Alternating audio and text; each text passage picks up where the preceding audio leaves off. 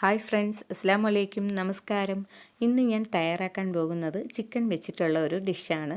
വളരെ ടേസ്റ്റി ആയിട്ട് വളരെ എളുപ്പത്തിൽ ചെയ്യാൻ പറ്റുന്ന ഒരു 10 മിനിറ്റൊക്കെ മതിയാകും ഇത് തയ്യാറാക്കിയെടുക്കാൻ. കുട്ടികൾക്ക് സ്നാക്സായിട്ടും നമുക്ക് വൈകുന്നേരം കാപ്പിക്ക് കൂടെയും ഉച്ചയ്ക്ക് ചോറിൻ്റെ കൂടെയൊക്കെ ഇത് നല്ല ടേസ്റ്റി ആയിട്ട് കഴിക്കാൻ പറ്റും. ഇത് ചിക്കൻ്റെ കൂടെ ഒരു എക്സ്ട്രാ ഒരു ഐറ്റം കൂടെ ചേർത്താണ് ഞാനിത് ഫ്രൈ ചെയ്തെടുക്കുന്നത്. അതിന് വേണ്ടി ഞാനിവിടെ ഒരു 1/2 കിലോ ചിക്കൻ എടുത്തിട്ടുണ്ട്. ഇതുപോലെ നീളത്തിന് കട്ട് ചെയ്തതാണ്. ഇത് എല്ലില്ലാത്ത ബോൺലെസ് ചിക്കനാണ് ഞാൻ എടുത്തിരിക്കുന്നത്. ഇതിലോട്ട് 1 table spoon ginger garlic paste ചേർത്ത് കൊടുക്കാം.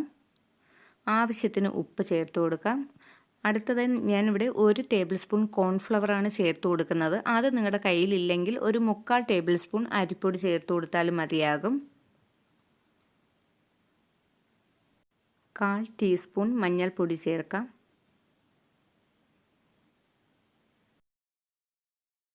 ഒരു മുട്ട ഇതിലോട്ട് ചേർത്ത് കൊടുക്കാം.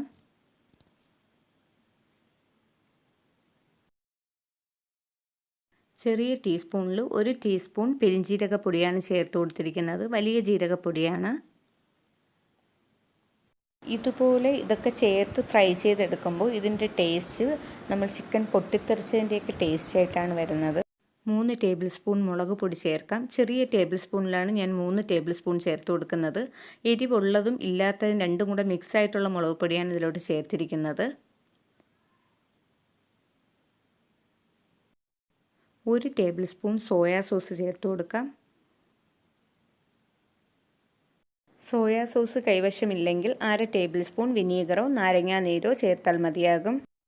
1 ടേബിൾ സ്പൂൺ കുരുമുളക് പൊടി ചേർത്ത് കൊടുക്കാം. 1/2 ടേബിൾ സ്പൂൺ ഗരം മസാല ചേർത്ത് കൊടുക്കാം.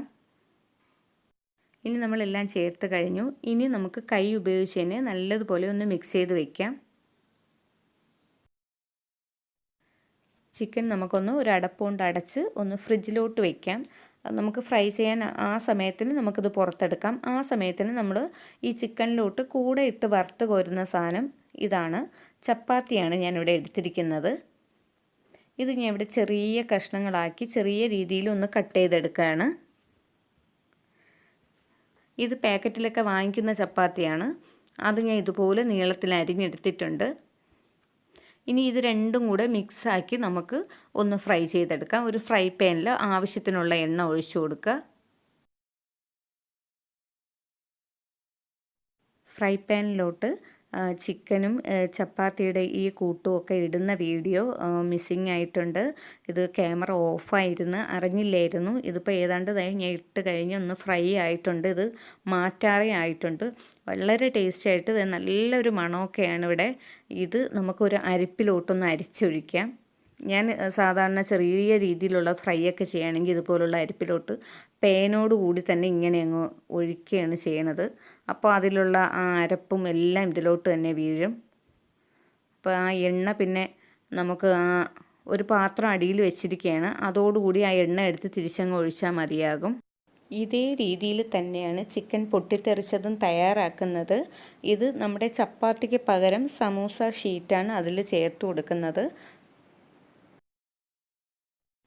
ചിക്കൻ ഫ്രൈ ചെയ്യുമ്പോൾ നിങ്ങളിതും കൂടെ ചേർത്തൊന്ന് ഫ്രൈ ചെയ്ത് നോക്കുക. വളരെ ടേസ്റ്റാണ്. എല്ലാവർക്കും ഇഷ്ടപ്പെടുന്ന രീതിയിലാണ്. ഇത് രണ്ടും കൂടെ ചേർത്ത് കഴിക്കാൻ വളരെ ടേസ്റ്റാണ്. എല്ലാവരും ട്രൈ ചെയ്ത് നോക്കുക.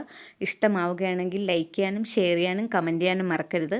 എപ്പോഴും പറയുമ്പോൾ തന്നെ സബ്സ്ക്രൈബ് ചെയ്യാത്തവരാരെങ്കിലും കാണുകയാണെങ്കിൽ ഒന്ന് സബ്സ്ക്രൈബ് ചെയ്തേക്കുക. മറ്റൊരു വീഡിയോയുമായി വീണ്ടും കാണാം.